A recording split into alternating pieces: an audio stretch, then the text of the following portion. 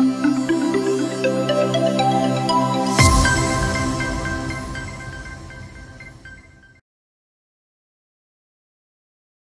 everybody, welcome to Daily News Simplified, an answer to what, why and how of newspaper reading. Today we shall be analyzing the Hindu newspaper dated 17th of February. The topics to be discussed today have been presented on your screen. Timestamping for the same has been provided in the description box below. Let us begin our today's discussion. Now this particular article appears on page number 10. The title of the article is In Political Micro-Targeting, the Vulnerable Indian Voter. Now, this particular article talks about the role of social media in a democratic country. Accordingly, this particular article becomes important from the perspective of GS Paper 3 under the subsection Internal Security. Apart from that, this particular article is also important because in UPSC Mains 2017, a essay topic on social media has already been asked. The essay topic here was Social Media is Inherently a Selfish Medium. In recent times, due to the rapid advancements in the field of information and communication technology, there has been a rapid growth of the social media companies such as Facebook, Twitter, etc. Now, in case of India, this becomes quite important because India presently has around 350 million social media users. Now, there is a growing debate about the ability of the social media to shape the public opinion in a democratic country, wherein the social media can shape the public opinion in a positive way and strengthen the democracy. Whereas, on the other hand, the social media can manipulate the genuine public opinion and weaken the democratic roots within a particular country. Now, with respect to the positives about the social media is considered to be inclusive, participative, and disruptive in a positive way. It is considered to be inclusive because it enables all the people across India, irrespective of religion, race, caste, etc., to express their views and opinions and widen the ambit of fundamental rights. It is considered to be participative because by using the social media platforms, the government of India can seek the opinion and viewpoints of the citizens on important policy initiatives. Similarly, the citizens can express their viewpoints on various policy measures to the government of India. So, in a way, the social media can be considered to be an important tool in order to promote the good governance. It is also considered to be disruptive in a positive way since the social media has been used by the people across the world for various mass mobilization campaigns.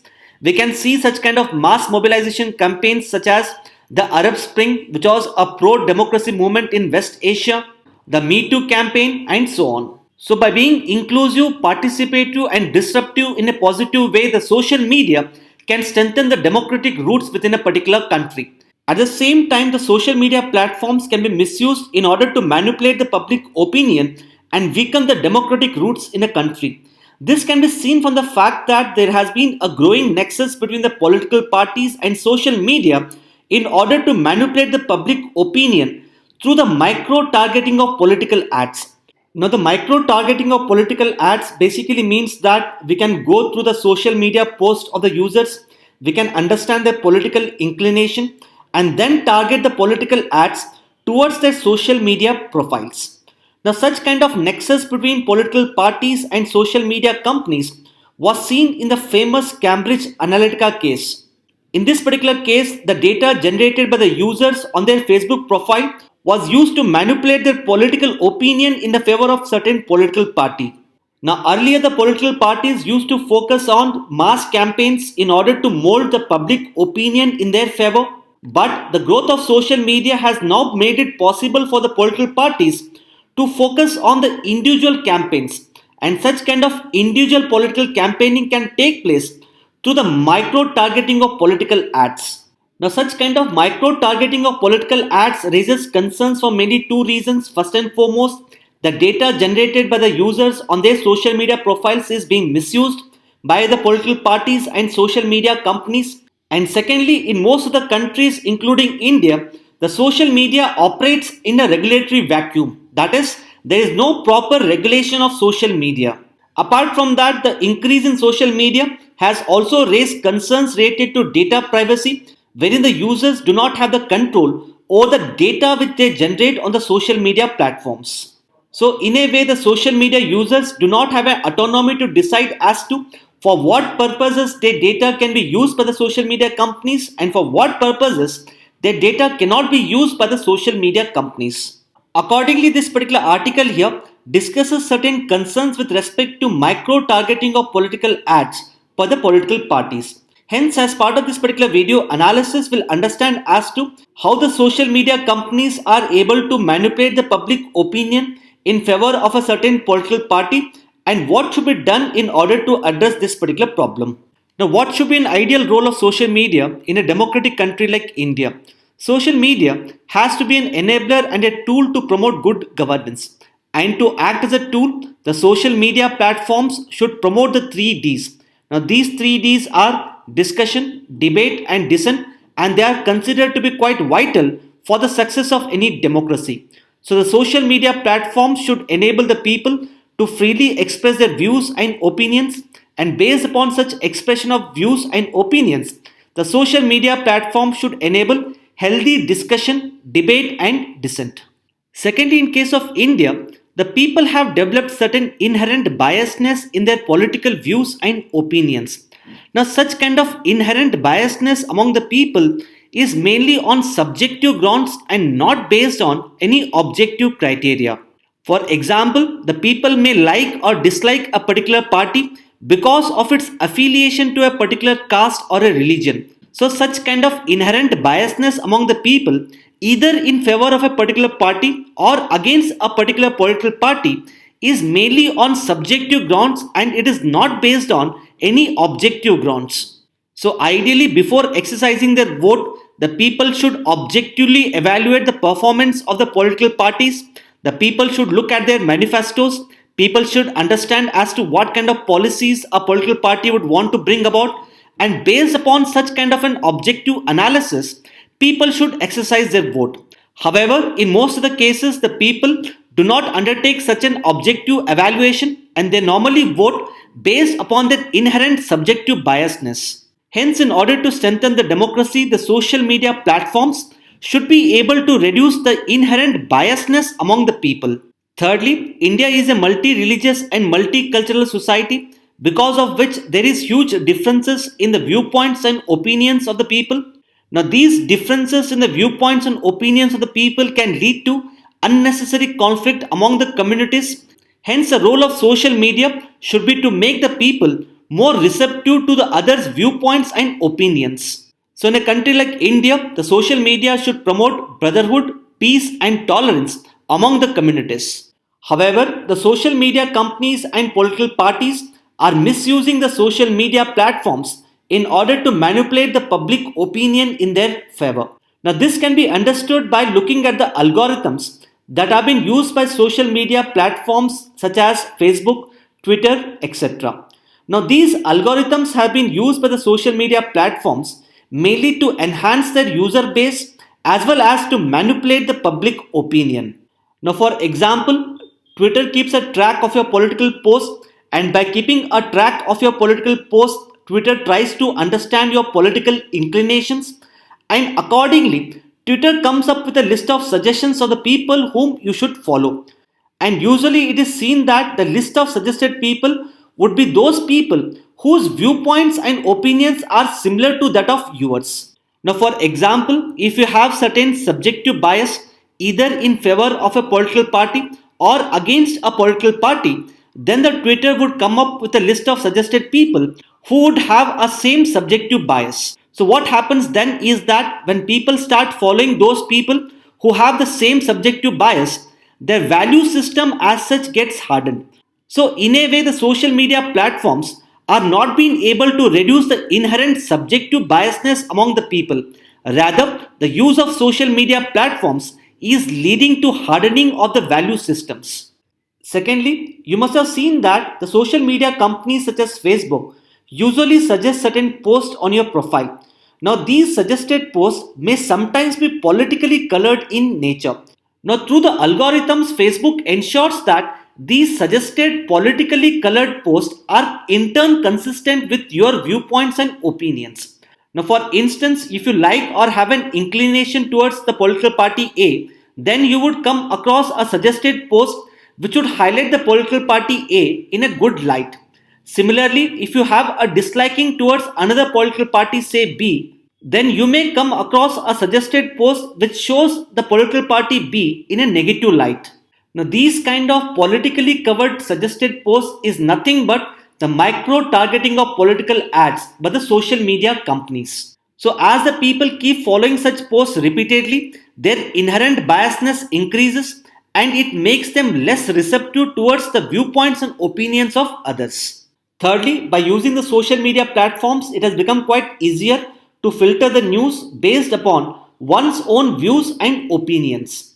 So, when people search for news on the social media platforms, they normally search for such news which is consistent with their viewpoints and opinions, and they normally don't search for such news which goes against their viewpoints and opinions, which once again makes them less receptive to others' viewpoints. So the social media companies keep on suggesting the people whom we should follow, and usually these people are those people whose viewpoint and opinions is similar to that of ours. Similarly, the social media companies keep on coming up with the suggested posts which are consistent with our own viewpoints and opinions, and they normally don't display the posts that are against our viewpoints and opinions. So these kind of suggestions and posts keep on appearing on our social media platforms, leading to hardening of our belief system. More importantly, this leads to strengthening of our inherent biasness either in favor of a political party or against a political party. It makes us less receptive to others' viewpoints. So, this particular ability of social media to manipulate the public opinion through repeated suggestions and repeated posts that are consistent with your viewpoints is referred to as the echo chamber phenomena. Now we call this as echo chamber phenomena because these suggestions and posts keep on appearing on our profiles, leading to a strengthening of our inherent biasness and making us less receptive to others' viewpoints. As you all must be aware, recently the government of India has come up with a draft data protection bill in order to ensure the data privacy. Accordingly, this particular article highlights that the data protection bill should be able to address the problem of the micro targeting of political advertisements by the social media companies. Now, the various provisions as well as problems related to data protection bill has already been covered in our DNS dated 27th of December 2019 by Arun sir. So, I would suggest you to go through this particular DNS dated 27th of December 2019 in order to understand all the facets related to data protection bill. The link to this particular YouTube video has been given in the description box below. Now, based upon our video analysis, a mains question for your practice here could be: the social media is a double-edged sword wherein it can strengthen the democracy and at the same time manipulate the public opinion and weaken the democratic roots. Discuss. Now, you can try writing answer to this particular question based upon our video analysis. Now, this particular article appears in the form of a data point on page number 11 and it is titled as Low Confidence Persists. This article shall be important mainly with respect to prelims under the subsection Indian Economy. Now, this particular article talks about the Consumer Confidence Survey report that has been published by the Reserve Bank of India. It highlights that the consumer confidence in the month of Jan 2020 has reduced to its lowest value in the last 5 years. Hence, a decline in the consumer sentiments about the Indian economy may make it difficult for the Indian economy to come out of the present economic slowdown.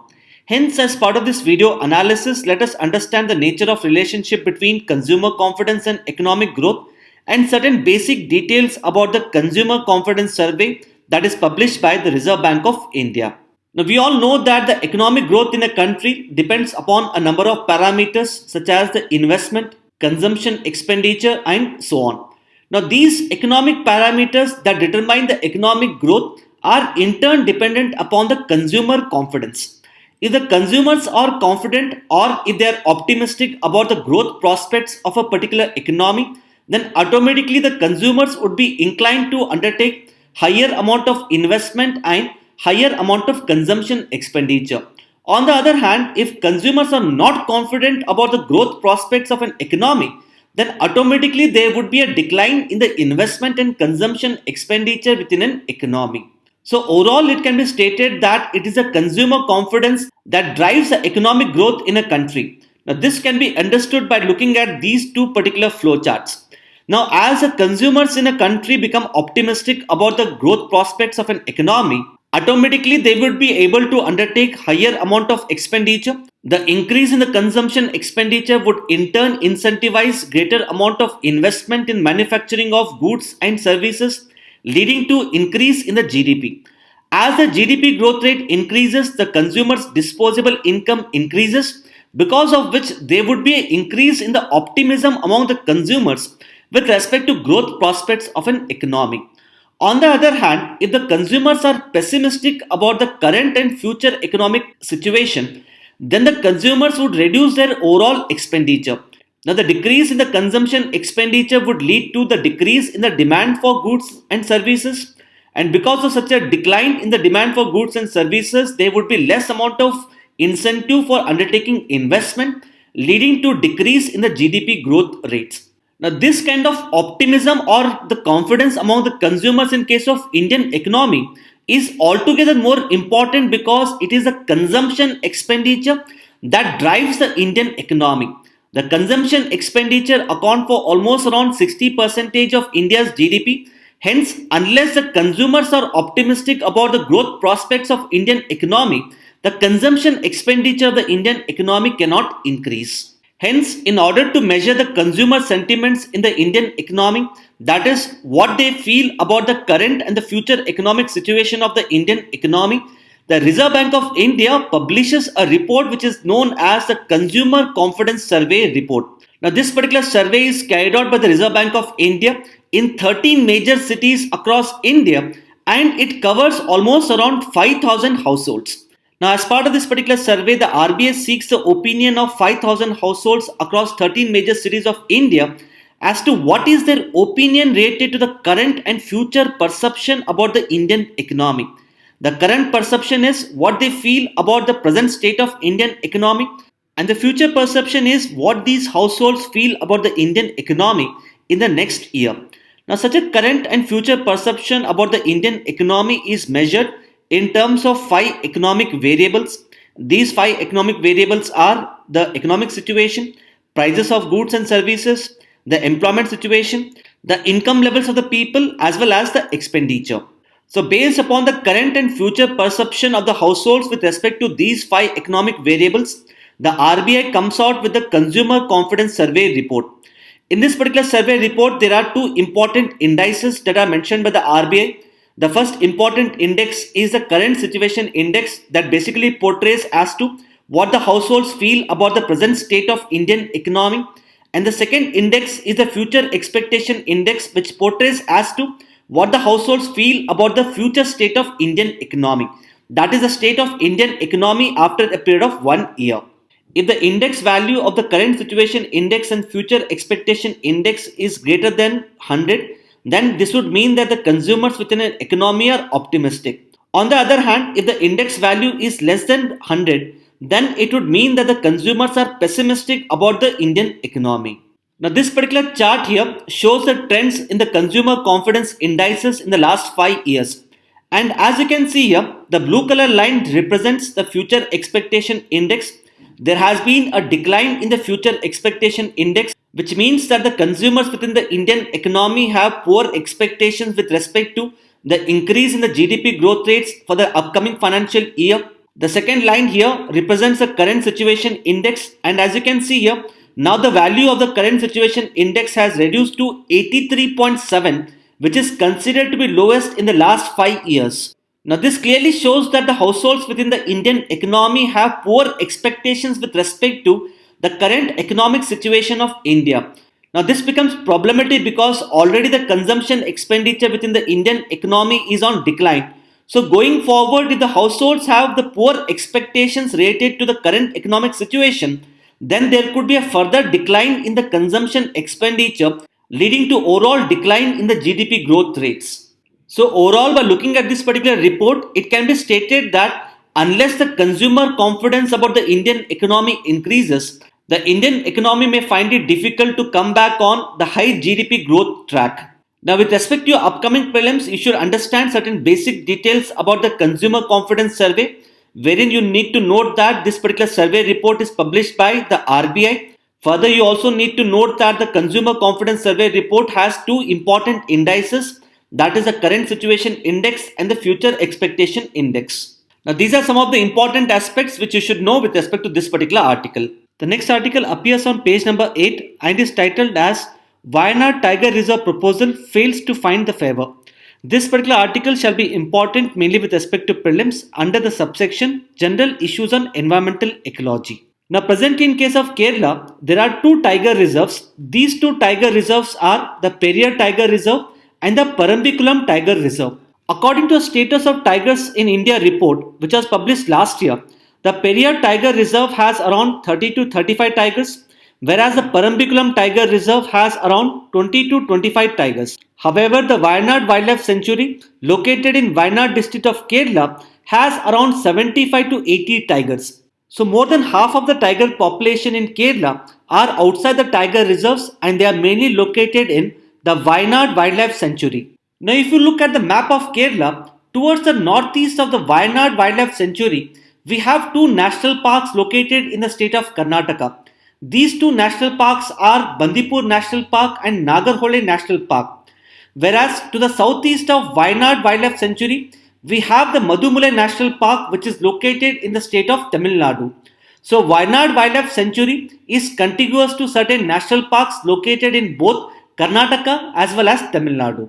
So since more than half of the tiger population in the state of Kerala is located in the Wayanad Wildlife Sanctuary, the Kerala Forest Department recently proposed for the declaration of the tiger reserve in Wayanad. Now the Kerala Forest Department believed that if the Wayanad Wildlife Sanctuary is declared as a tiger reserve, this would ensure greater amount of financial aid from the National Tiger Conservation Authority.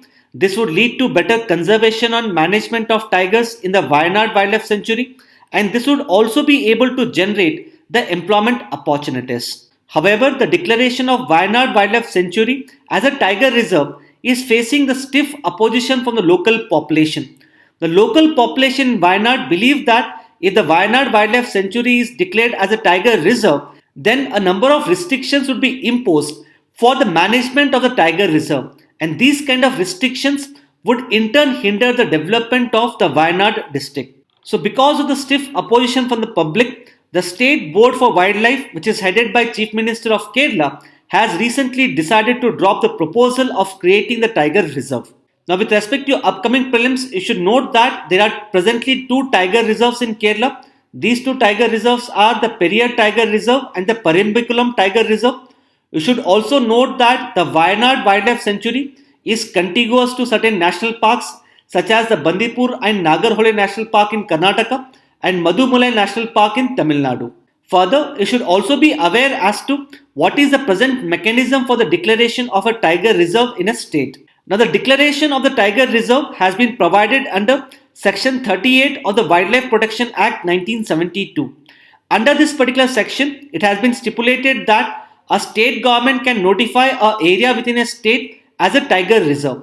However, it can do so based upon the recommendations of the National Tiger Conservation Authority. Further, once the state notifies a particular area as a tiger reserve, then the state government cannot denotify the tiger reserve. And if it wants to denotify a tiger reserve, it can do so only in public interest, and that to be with the approval of the National Tiger Conservation Authority and National Board for Wildlife. Apart from that, in UPSC prelims, normally questions have been asked with respect to the location of national parks, wildlife sanctuaries and tiger reserves. So keeping this thing in mind, we have compiled a list of all the tiger reserves in India, wherein we have highlighted the name of tiger reserve as well as the state in which the tiger reserves are located. Now this particular list of all the tiger reserves in India has been given in the PDF for your reference. So please go to the PDF and try to remember the names of tiger reserves across the states in India. Now the next article appears on page number 12. The article is titled as Poll Panel Working on Remote Voting System. This article shall be important mainly with respect to prelims under the subsection Indian Polity and Governance. Now this particular article highlights that the IIT Madras is working to develop a new model of Aadhaar linked electronic voting system. So once this particular model is fully developed, it will enable the voters both within India as well as abroad to cast their vote electronically. So this particular system will basically do away with the requirement of the physical presence of the voters in their constituencies to exercise their vote. Now, already in case of India, the Election Commission has enabled the electronic ballot system for the benefit of the service voters. However, the new proposed system is one step ahead of the present system. So let us try to understand as to how the new proposed system is better than the present system. Now, presently in case of India, certain voters are classified as the service voters. Now, these service voters are basically those personnel who are serving in defense, the central armed forces, as well as the people who are serving in embassies in other countries. In order to enable the service voters to exercise their vote, the Election Commission of India has come up with the electronically transmitted postal ballot system. Now, such a system was used for the first time for the general elections to the Lok Sabha in the year 2019. Now, if you have a look at this particular system, now this system basically provides for a one-way polling of the votes. However, the new proposed system provides for a two-way polling. Now, under the present system, the Election Commission of India sends the blank postal ballot electronically to the service voters. The service voters would then be required to download this ballot, exercise their vote, and then the ballot would have to be sent through the normal post. So here under the one-way polling of votes, the ballot is electronically transferred from the Election Commission of India to the service voters. However, the service voters would be required to send the ballot via the normal post to the Election Commission of India. However, under the proposed system, once the voters receive the blank postal ballot from the Election Commission of India, these voters would be required to authenticate their identity through the Aadhaar, cast their vote, and once the vote is casted, the ballot would be sent electronically to the Election Commission of India. So under the new proposed system, there is a two-way transfer of ballot from the Election Commission of India to the voter, and once the voter casts his vote, the ballot would be sent electronically to the Election Commission of India. Now, as the title of this particular article highlights, the IIT Madras is still working on this particular technology to enable the two-way polling. As and when the government issues a notification for the two-way polling of votes, we shall discuss this particular article in much greater detail. Now, this particular article appears on page number 8 and is titled as ISRO making preparations to launch GISAT-1 in March. This particular article becomes important mainly with respect to prelims under the subsection Science and Technology. India's Space Research Agency ISRO has recently come up with the Annual Plan 2020-2021. Accordingly, in this year, ISRO has planned for 36 missions.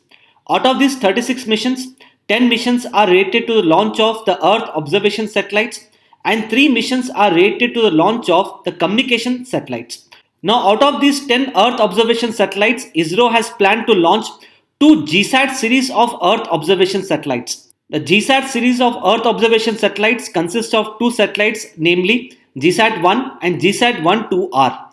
Now, these Earth observation satellites under the GSAT series shall be placed in the geostationary orbit and would be used for both civilian as well as military purposes. Now, the significance of the GSAT series of satellites lies in the fact that if you look at the Earth observation satellites launched by ISRO, these Earth observation satellites are normally launched in the low Earth orbit. That is, as you can see here, the Earth observation satellites are normally placed at an altitude of 300 to 700 km, and more importantly, they are in polar orbit, that is, they orbit from pole to pole. Now, these low Earth orbit satellites, that is the Earth observation satellites, are used for a number of civilian purposes such as mapping of resources, disaster management, urban planning, and so on. They are also used for military purposes such as the border management, intelligence collection, and so on. However, the significance of GSAT series of Earth observation satellites lies in the fact that these satellites shall be placed in the geostationary orbit. And as you can see in this particular diagram here, the satellites in the geostationary orbit are placed at an altitude of 36,000 km from the Earth's surface. Further, unlike the low Earth orbit, which orbit from pole to pole, the satellites in the geostationary orbit circles the Earth above the equator from west to east. That is why the satellites in the geostationary orbit appear to be stationary over a fixed point. Now, the advantage here is presently the Earth observation satellites are able to cover an area over India once in 22 days. However, the GSAT series of satellites would be able to provide the real-time images on a continuous basis. So with respect to your upcoming prelims, you should note that usually the Earth observation satellites are placed in the low Earth orbit, whereas the GSAT series of satellites would be placed in the geostationary orbit. And this is basically done in order to provide the real-time images of the Earth's surface. Let us now take up the prelims question for your practice. On page number 1 of the Hindu newspaper, we have an image that is titled as the firewall. In this particular image, there is a mention about the Mukurthi National Park. It is to be noted that the Mukurthi National Park is located in the state of Tamil Nadu near Ooty. It is part of the Nilgiri Biosphere Reserve, which is India's first biosphere reserve. And Mukurthi National Park in the state of Tamil Nadu is in turn bordered by the Silent Valley National Park, which is located in the state of Kerala. Now, these are certain basic details which you should know with respect to the Mukurthi National Park. So, a question for your practice here is, consider the following statements about the Mukurthi National Park. The first one is, it is situated in the state of Karnataka, which is wrong because it is situated in the state of Tamil Nadu. Second one is, it is part of the Nilgiri Biosphere Reserve, which is correct as we have discussed. And third statement is, it is bordered by the Silent Valley National Park. So accordingly, the answer to this particular question shall be B, that is 2 and 3 only. On page number 15 of the Hindu newspaper, we have an article that is titled as Spread Your Risk. Now this particular article has appeared in the newspaper in the context of the recent increase in the deposit insurance coverage on the bank's deposit during the union budget. As you all must be aware, during the recent union budget, the finance minister has decided to increase the insurance on the bank's deposit from rupees 1 lakh to rupees 5 lakh.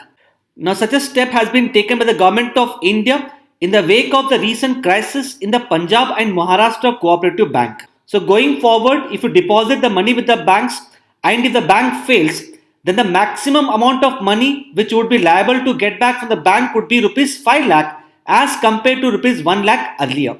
Now such an insurance on deposit is provided by an agency known as the Deposit Insurance and Credit Guarantee Corporation, which is considered to be a subsidiary of RBI. So accordingly, a question for your practice here is, which among the following categories of banks can avail the deposit insurance coverage provided by the Deposit Insurance and Credit Guarantee Corporation? The options here are scheduled commercial banks, regional rural banks and cooperative banks. Now presently all these three categories of banks are covered under the deposit insurance. So accordingly, the answer to this particular question shall be D, that is 1, 2 and 3. With this, we have come to the end of our discussion.